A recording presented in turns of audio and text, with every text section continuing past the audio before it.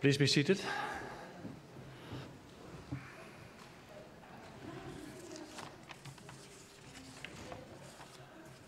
The Secretary will read the sixth order. Vote 12, Economic Development and Tourism, Western Cape Adjustments Appropriation Bill. I see Minister Beverly Schaefer on a maiden speech. Thank you, Honourable Deputy Speaker. Honourable Premier, Cabinet colleagues, members of the Provincial Parliament, heads of department and all the staff of the Department of Economic Development and Tourism, good afternoon. The Department of Economic Development and Tourism in the province is working to develop a vibrant and sustainable economy in which there exists employment and equitable opportunities for all. The recent drought has demonstrated that the need for resilience in our economy, and we must build an economy that can withstand the knocks of climate change and other stresses such as load shedding. We thank those businesses across the sectors who worked with us during the drought crisis, reducing their water consumption, investing in alternative water resources, and encouraging others to do the same. Despite the drought having a real impact on many of our major industries such as tourism, construction, agri-processing and agriculture, I'm pleased to report that the province has been able to maintain its position as having the lowest expanded unemployment rate in the country. Data for the third quarter of 2018 has showed that unemployment in the province declined from 20.7% to 20.4% quarter on quarter. More importantly, unemployment has declined by 1.5 percentage points year on year, from 21.9% at this time last year to its current 20.4%. This is far lower than the national unemployment rate of 27.5%, which saw an increase of 0.3 percentage points since last quarter. The department's budgetary allocation has decreased by 4.520 million, from 433.462 million to 428.942 million. Despite our allocation being smaller, we are committed to doing more with less. The department has surrendered 5.847 million for compensation of employees to the Provincial Revenue Fund, while a further 2.939 million will be shifted to the 2019-2020 financial year for the implementation of strategic projects. Within the Monitoring and Evaluation Unit, 1.1 million will be shifted to conduct an evaluation of one of our skills development projects. And this project, the Software Development at School program, was introduced in 2014-2015 in partnership with Oracle, has shown excellent success thus far. Young people are trained at school in Java programming and have been found to be employable as junior programmers, improving their work readiness and value to the industry. A study of the project will allow us to look at ways to improve and expand on it.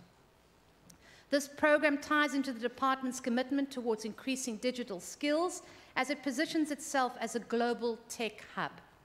Youth unemployment is at its crisis levels in South Africa, and as we work towards growing the economy and creating jobs in the Western Cape, we must focus our attention on ensuring young people and SMMEs benefit from opportunities for support and skills development.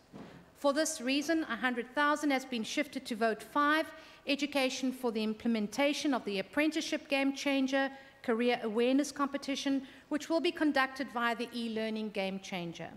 A further 550,000 will go to the Department of Education for the implementation of the Mathematics Educator Development Program, as we know that math skills are vitally important as we embrace the careers of the fourth industrial revolution. Deputy Speaker, SMMEs play a vital role in rebuilding our economy and can help us solve the unemployment problem, provided they are given the support needed to grow. Increased funding of 1.9 million will be utilised to support SMMEs with access to finance through the Western Cape SMME Loan Fund administered by Casidra.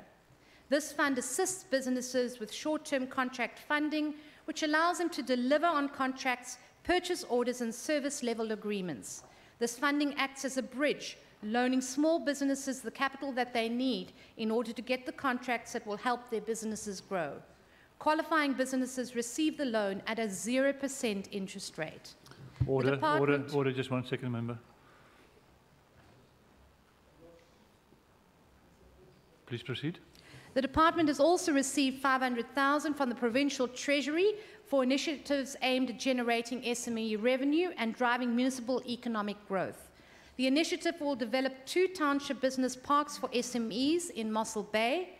The department will contribute a further 250,000 to ensure that formal and informal township SMEs are stimulated to contribute to employment and poverty reduction. I thank you.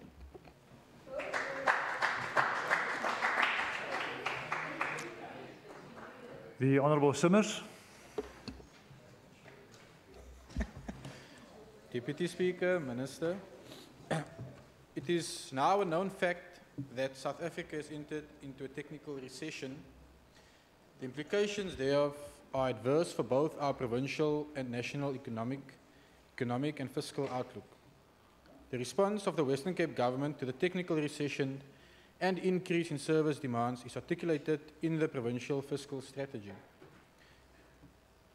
Sufficient implementing of our fiscal strategy will inspire confidence in both the investor community and the citizens of the province, and thereby unlocking and driving growth opportunities and jobs, as our Minister has alluded just before me.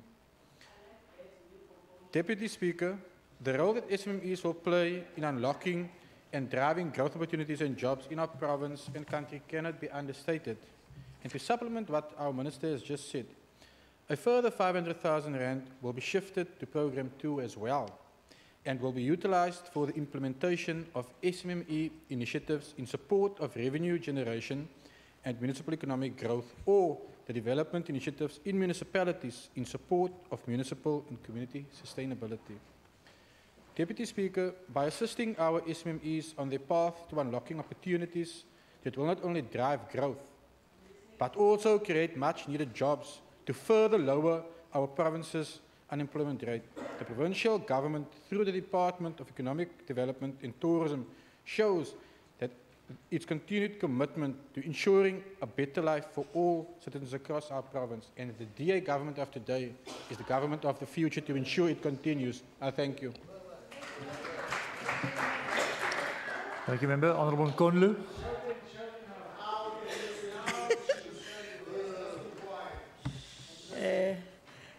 Thank you, Deputy Speaker.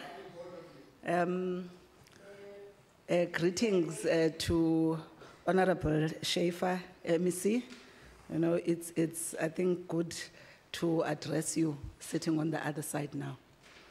Anyway, Deputy Speaker, I think in as far as the adjustment budget is concerned, first, I think let's acknowledge we're speaking today during the time of the 16 days of activism as part of the calendar in our country. And I think it is still a shame that we still see and observe continued abuse of children and women in our society. And would like to take the opportunity to ask the DA to actually stand with the victim of a 13-year-old that has been raped and impregnated by Mr. Fikile Nkewu, who is a DA member and a city official in Sub-Council 14.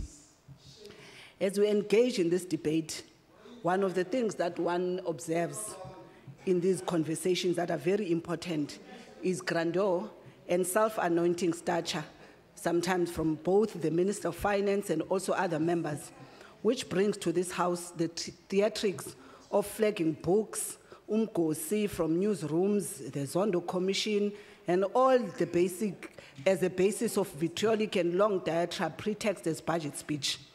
This House is reduced into a Mr. Bean show where downright mediocrity is the center of an important act of government to discuss allocation of fiscal resources to effect the desired change in the interest of the public. It is important to ensure that the task of this parliament is not reduced to sweetheart talk shows. And as we do that, we must acknowledge the provincial treasurer represented here is significant allocations that this department will be leading or also involved with other departments in driving, such as the 456 million in economic development and job creation, the 31.6 billion over the next 3 years for growth and jobs, 86 billion to youth and improving learner outcomes and infrastructure investment of 29.5 billion. Given all of these adjustments, surely we should consider at this current point the performance reporting of this department as part of its delivery indicators for the future. 4.5 million is adjusted through variaments, shifts, and other adjustments, bringing down their main appropriation from 433 million to 428, with only 35.9% actual spend on its budget by the reporting time, and 1% below Western Cape government average performance of 78%. This adjustment period also has seen a decrease of 8 million in the following programs: administration by 5.9, trade and sector development 1.1, business regulation governance 1.1, and economic planning. The money surrendered from compensation of employees is noted, whilst the excuse is becoming a trend of late filling of posts. Is it because, as DA government would argue, is looking for competent white cats, as no transformation has produced competent black cats to fill the requirements of the palace of the master? This situation further brings into the fore the situation of job creation in this province, where at every moment this government prides itself of being main contributor of jobs in the country. The question we ask, where and for whom did these jobs benefit? Sifuna ukwazi. Sifuna ukwazi. We need a disaggregated data, geography, the gender, and the age profile of these jobs. Minister Mayor, in his speech, says, I quote from the Blue Book, "Getting citizens into jobs is our #1 objective." Surely, in the name of evidence-based policy making, Madam Premier, and analysis, we cannot just be fed and be satisfied with general statements. Worse, for citizen impact, this government should have been the first to go beyond the comfort of aggregate data from Stats SA. This they had to do to give honor to their word of being the best province with opportunities.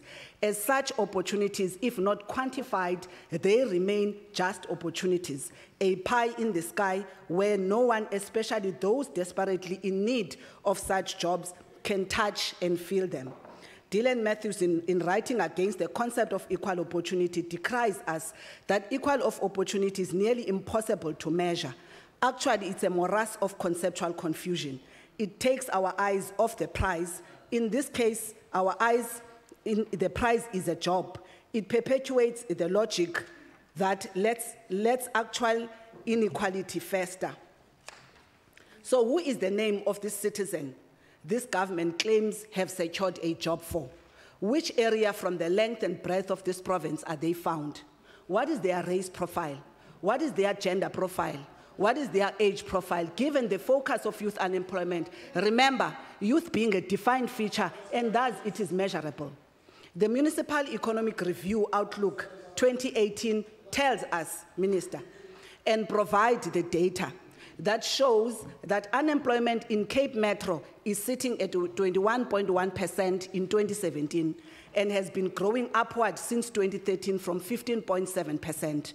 They further provide the geography of this unemployment, as highest being in Khayelitsha, Mitchell's Plain at 31%, Cape Flats at 24.2%, and Tygerberg at 18.3%.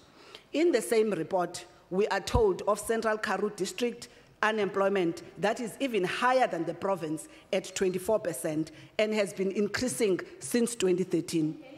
In West Coast District, where there is huge infrastructure development through capital projects in Saldanha, unemployment is sitting at 10.4% in Saldanha from 8.6% in 2013. And in Matsikama, it's sitting currently at 11.8% from 10.3% in 2013. This confirms why people in Saldanha take to the streets their frustration of an elite-driven economic development and growth that does not benefit the citizens of that local economy, but few high-end, wealthy, and privileged. Interestingly, the Minister of Finance, even in his tail end of this administration, confirms this department having failed its own commitment regarding skilling the people of Saldanha to take up the opportunities. And indeed, the opportunity remains, but outcome of the locals to taste and touch the opportunity remains a mirage. In his speech, Minister of Finance in this House also said, limitation in Saldanha Bay exists, namely the skills and services that are necessary for these sectors, which are not readily available in the local region. Kanti siphi, Where is the delivery of the skills game changer? I'm sure it remains a ghost yet to be seen like day zero. Honorable Speaker, we're at pains trying to find inspiration from this adjustment, not only in words, but from feedback of changing circumstances of our citizens that placed their confidence on us through a vote.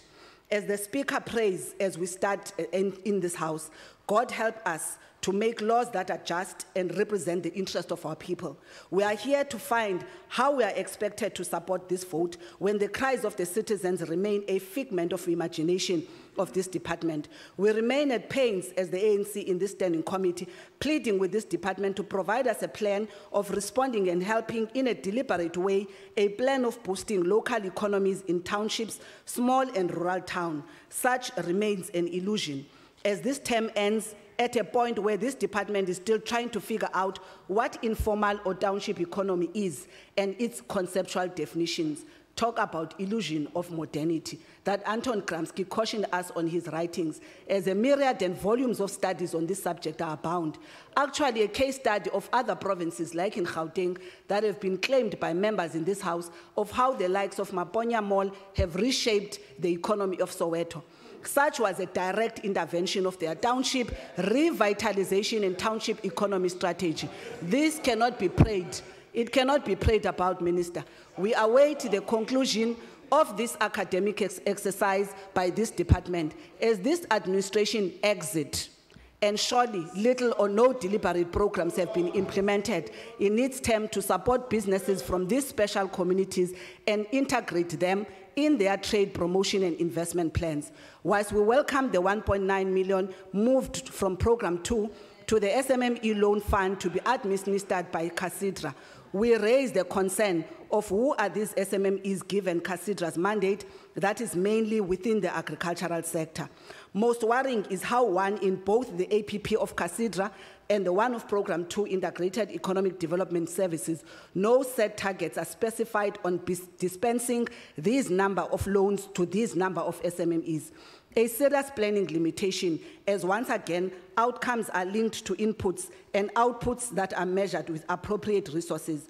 Also, we hope this transaction will be done within a proper classification, given the impasse of principal agent issues still to be resolved through litigation by the Department of Agriculture. The savings from 6.2 of 2 million under tourism growth and development could have been better utilized to invest more on improving tourism environment, especially in small towns and the townships, given the upcoming festive season and the period after Umkovu, day zero. If this parliament was not toothless, given that it does not have any tool to amend money bills Remember your time has expired. Just finish off. And reduced to a mere cheerleaders for the executive, we would ask that the department is directed to find money to develop the capacity to disaggregate the data for better and more directed policy implementation. Thank you. Remember your time has expired. In the absence of the ACDP and the EFF, I see the Minister to reply. Thank you, Deputy Speaker. I think just thank you to Honourable Member Simmers, but to Honourable Member Nkondlu, just like to respond about her acknowledgement of 16 days of activism. And I really think, Member Nkondlu, that we must recognise the importance of women having economic opportunities, because then they have choices. And so from an economic perspective, I'd like to see that more and more women have exposure to being able to play into the economic space, to have the choices in order to live the lives that they want. So here is my commitment to that. But let's go back to the budget. Let's go back to the budget. I think though, Member Nkondlu, you're being a little bit disingenuous about the general state of the South African economy, because it does have an impact on the Western Cape. And so while we're still doing okay, we really have a slow growth economic space.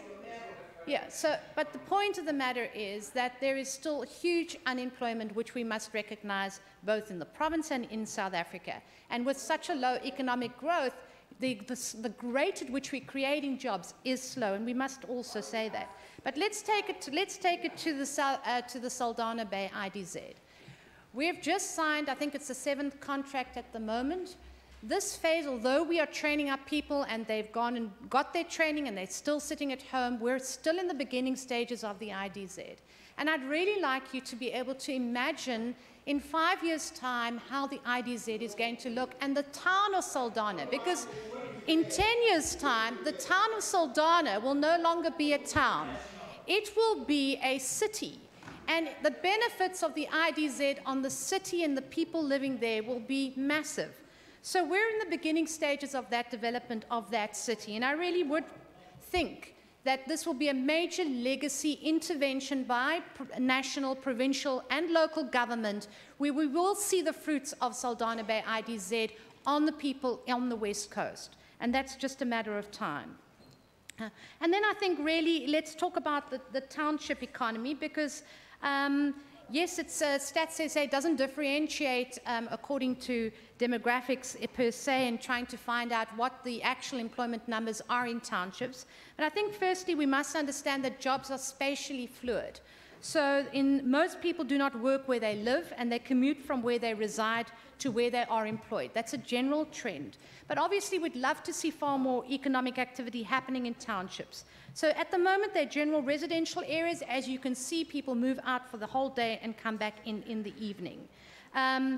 But I think important is to understand that of the 24,000 jobs in Q2 of 2017, Q2 of 2018, created in the informal sector in the Western Cape, a significant portion of those jobs were created amongst individuals that reside in townships. Because if you look at the kinds of jobs in which there were 77,000 jobs that were created, the sectors that had the most absorption were in the unskilled and semi-skilled worker space. So sectors such as agriculture, mining, construction, trade, and private households.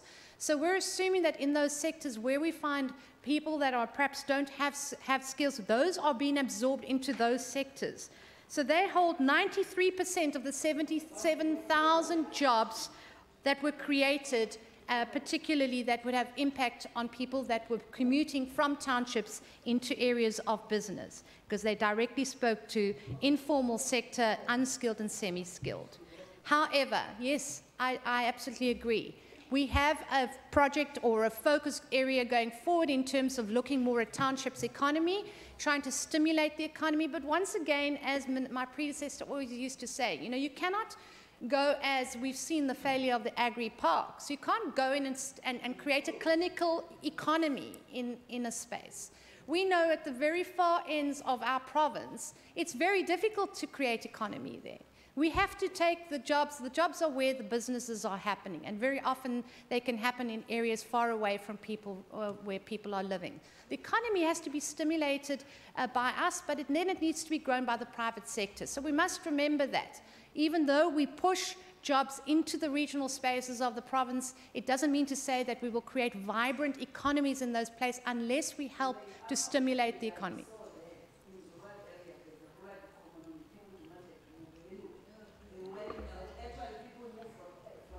Order. Well, anyway, so noted. But I hear you, Member Nkondlo. I noted, but I hear you. Really, yeah.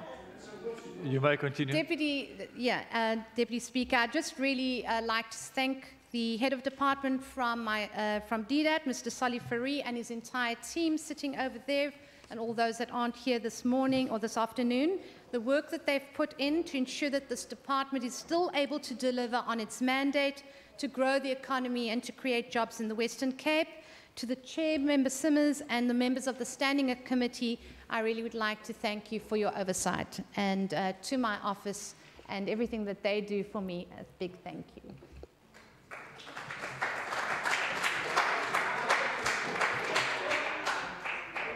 Order. That concludes the debate on this vote. We will suspend business for a few minutes and then restart with the last order of the day. House is suspended.